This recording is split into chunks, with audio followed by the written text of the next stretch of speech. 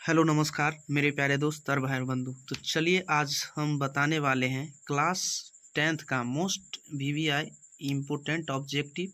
देखते होंगे आप लोग खंड 1 और सिलेक्शन 1 और वस्तुनिष्ठ प्रश्न या ऑब्जेक्टिव प्रश्न 1x40, यानी जो भी प्रश्न रहेंगे 1 नंबर का ही रहेगा। तो सभी प्रश्नों का उत्तर आज की क्लास में हम बताएंगे। तो चलिए हम बताते हैं। Right the correct answer of all question. तो बताइए, फर्स्ट नंबर क्वेश्चन रहा आपको कि अवतल दर्पण की फोकस दूरी उसकी वक्रता त्रिज्या की होती है। तो या दोगुनी होती है, या आधी होती है, या चौथाई होती है, या बराबर होती है। तो कौन सा होगा? तो आप लोग ध्यान देंगे, यदि आपको पता है तो आप कमेंट करके ज़रूर बता सकते हैं। तो आपको आधी होती है। क्या होती है? आधी। एक का बी ऑप्शन आपको फाइनली आंसर हो जाएगा। चलिए दूसरा नंबर क्वेश्चन बताएंगे। दूसरा नंबर क्वेश्चन आपका रहा कि नेत्र लेंस की फोकस दूरी कम हो जाने से यानी कौन सा दृष्टि दोष होता है? यानी निकट दृष्टि दोष, या दूर दृष्टि दोष, या जरा दृष्टि दोष, या इनमें से कोई नहीं। तो आप बता सकते हैं दो का जो आपको फाइनली ए फॉर एप्पल यानी निकट दृष्टि दोष होगा। यानी ये कम के लिए यानी नज़दीकी न्यूनतम के लिए, और अधिकतम के लिए आपको पूछ दिया जाए तो आपको दूरदृष्टि दोष ही होगा। लेकिन इसमें कम पूछ रहा है तो निकट दृष्टि दोष आपको फाइनली आंसर हो जाएगा।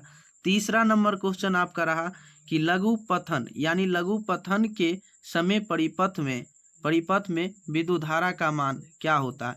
या बहुत कम हो जाता है, ए में बहुत कम दिया है, बी में परिपथ नहीं होता है और बहुत अधिक बढ़ जाता है सी में, और डी में है निरंतर परिवर्तित होता है। तो बताइएगा 3 का जो आपको फाइनली आंसर हो जाएगा सी फॉर कैट। तो आपको बहुत अधिक बढ़ जाता है। तो 3 का सी ऑप्शन आपको फाइनली आंसर हो जाएगा।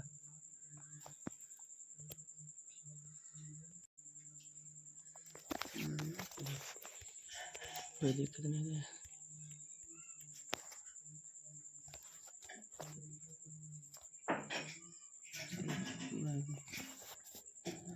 चलिए 5वां नंबर क्वेश्चन रहा आपका कि अभिनेत्र लेंस फोकस दूरी में परिवर्तन किया जाता है। तो ए में दिया है पुतली द्वारा, और बी में दिया गया है दृष्टिपटल द्वारा, और सी में दिया है पश्चमाभी मांसपेशिया द्वारा, और डी में परितारिका द्वारा। तो आपका जो फाइनली आंसर हो जाएगा सी नंबर। क्या हो जाएगा? सी नंबर हो जाएगा, जो कि 6 नंबर क्वेश्चन पे ध्यान देंगे।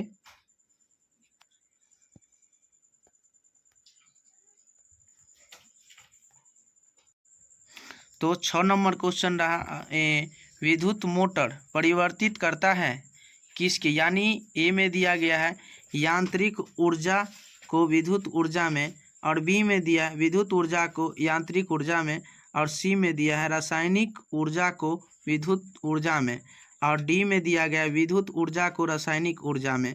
तो आप बताइएगा 6 नंबर का आपको बी ऑप्शन फाइनली आंसर हो जाएगा, जो कि विद्युत ऊर्जा को यांत्रिक ऊर्जा में ही बदलते हैं। क्या बदलते हैं? विद्युत ऊर्जा को यांत्रिक ऊर्जा में बदलते हैं।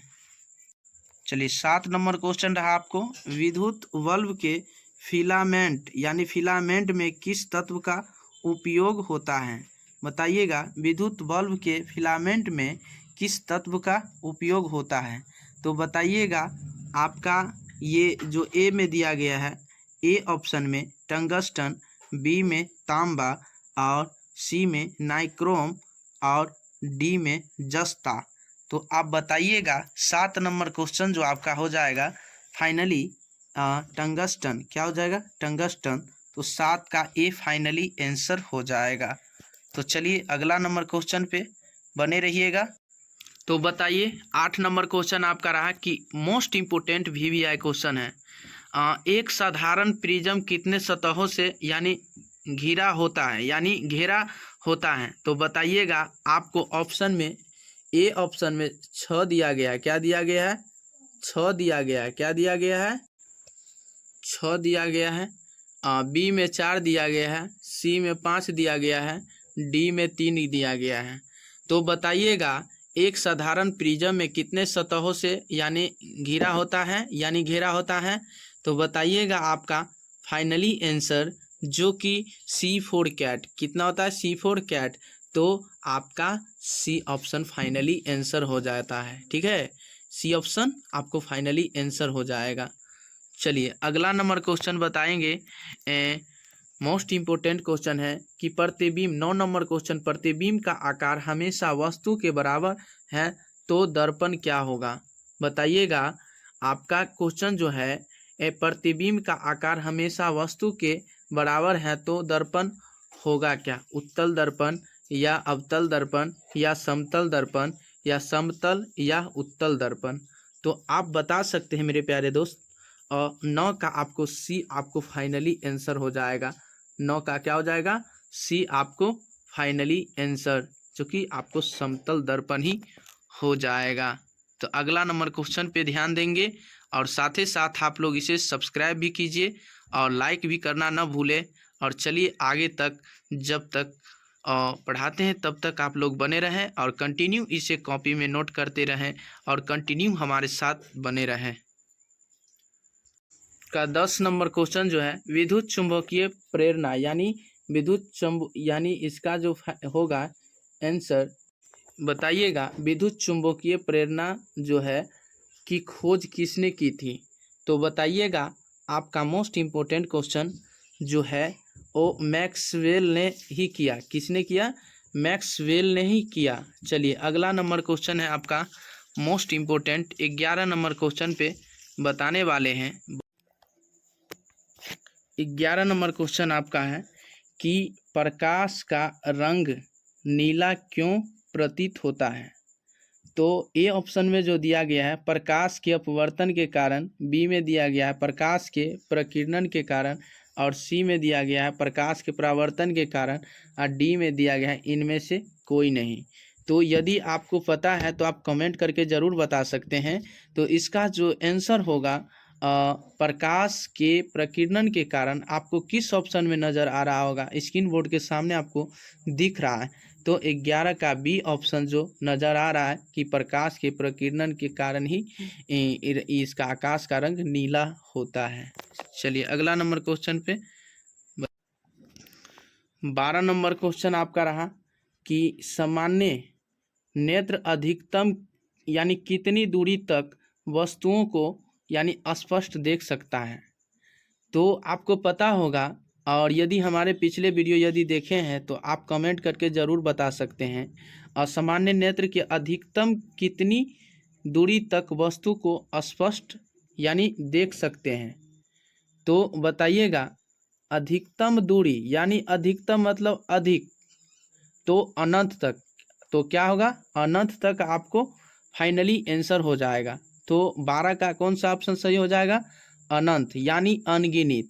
यही में आपको कह दिया जाए ये तो अधिकतम रहेगा तब अनंत में मारना है, लेकिन आपको ये कम रहे यानी वस्तु को कम देखने यानी नज़दीकी देखने के न्यूनतम देखने का, तो आपको कितना होगा मारना होगा? 25 cm। कितना मारना होगा?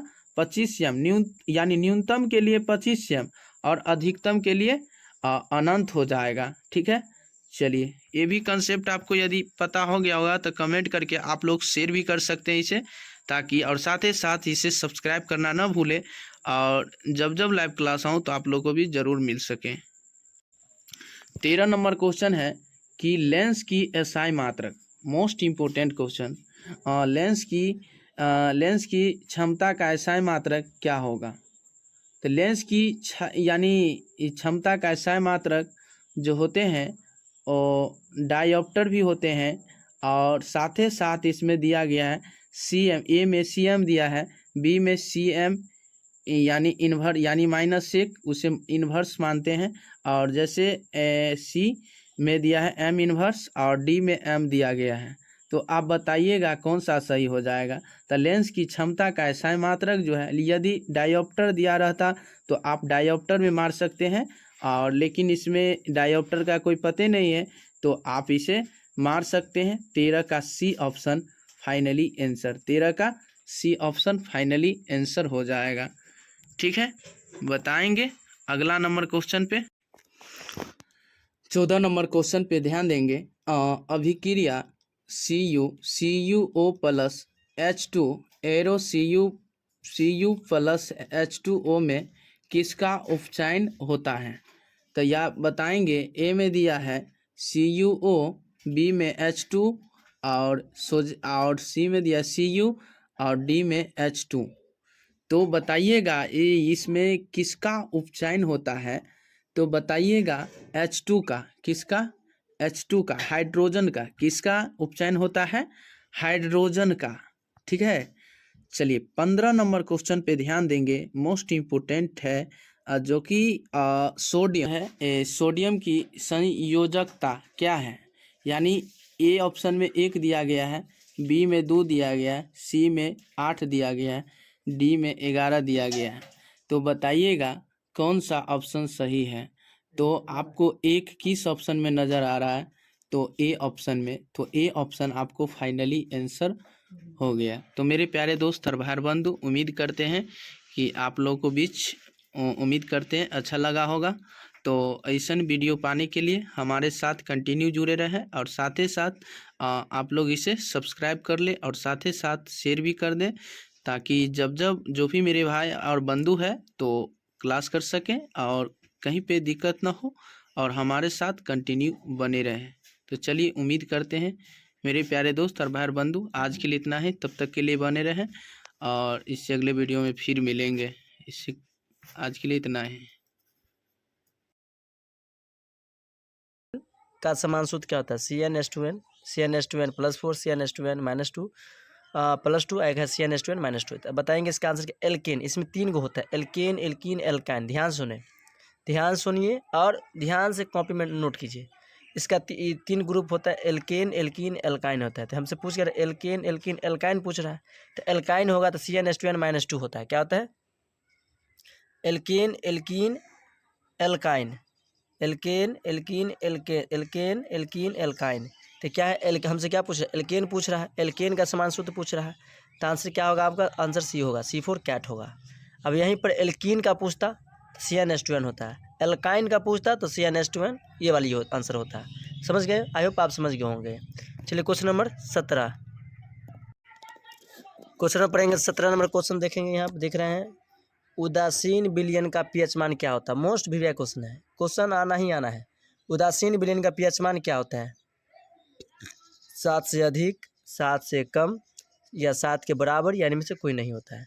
तो आंसर होगा, इस क्वेश्चन का आंसर होगा उदासीन विलयन का pH मान क्या होता है, तो आंसर होगा 7 के बराबर होगा। अगर कहता अम्लीय विलयन का pH मान क्या होता है, तो आंसर सी होता, बी होता, यानी 7 से कम होगा।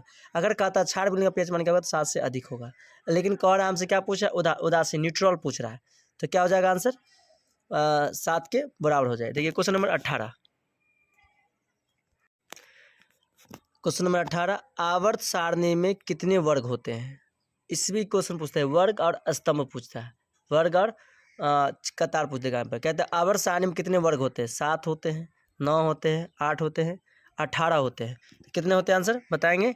वर्ग, आवर्त सारणी में वर्ग पूछ रहा है तो होगा आंसर 18, आंसर डी होगा। अगर कतार पूछता, पंक्ति पूछता तो हो जाता 7।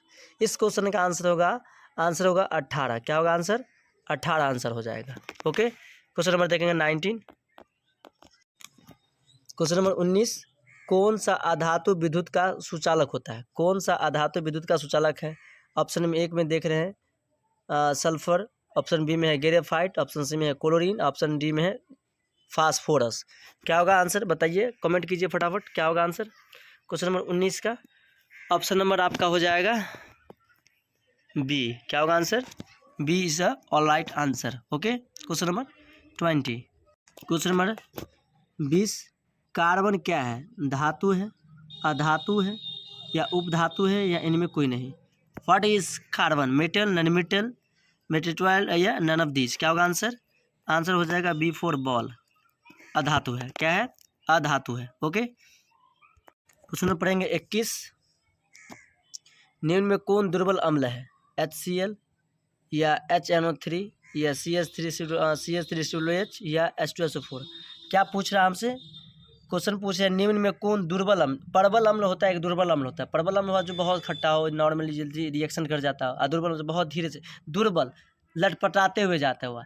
परबल लगातार जंप मारता, जैसे जवान अब बूढ़ा। तो जवान नहीं पूछा तुमसे, बूढ़ा पूछ रहा है। तो निम्न में कौन दुर्बल अम्ल है? CH3COOH। क्या आंसर? दुर्बल अम्ल पूछ रहा है। क्वेश्चन नंबर 21 में क्या पूछ रहा है? दुर्बल अम्ल। तो आंसर होगा डी फॉर डॉग। आपका आंसर होगा डी। आंसर क्या हो जाएगा? डी हो जाएगा। चलिए क्वेश्चन नंबर 21।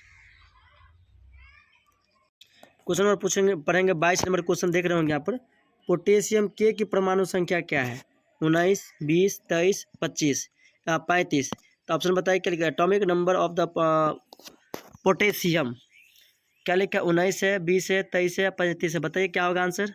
बताइए फटाफट बताइए क्या होने वाला है। आपका ऑलरेडी आंसर होगा ए फॉर एप्पल, यानी 19 होगा आंसर। ओके, 19 होगा आंसर।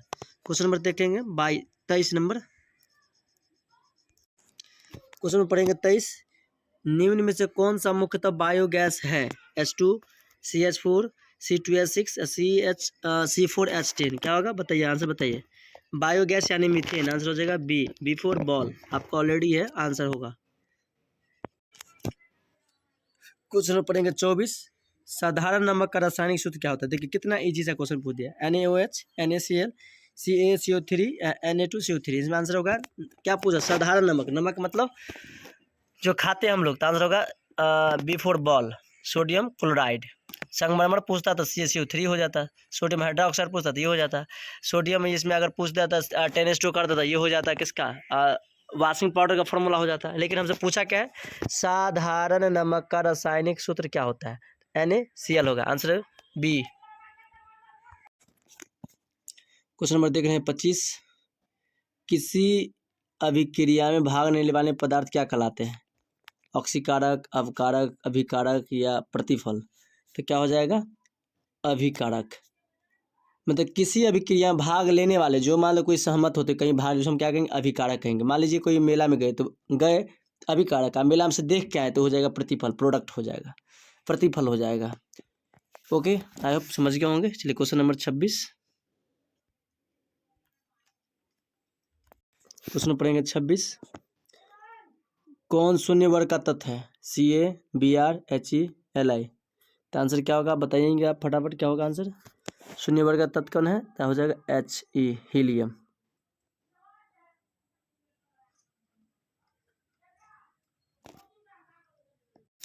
क्वेश्चन पढ़ेंगे 27। स्वपोषी पोषण के लिए आवश्यक है कार्बन डाइऑक्साइड, जल, क्लोरोफिल, सूर्य का प्रकाश, इनमें सभी। तो आंसर क्या होगा? इनमें सभी। क्या होगा आंसर? इनमें सभी।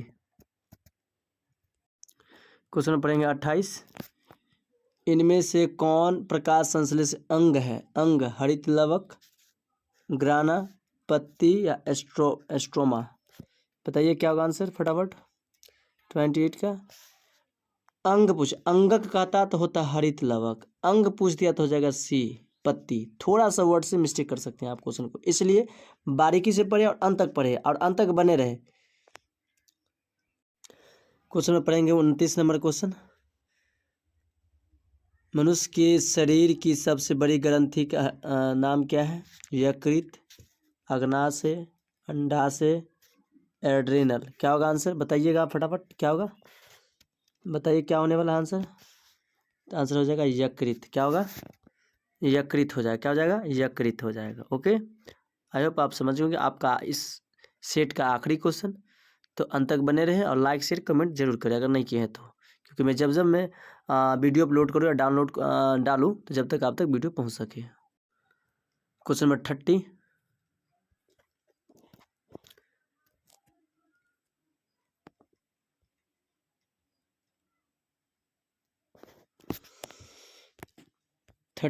पादप में जाइलम के लिए उत्तरदायी है। जाइलम के लिए उत्तरदायी है, मतलब पादप में जाइलम किसके लिए उत्तरदायी है?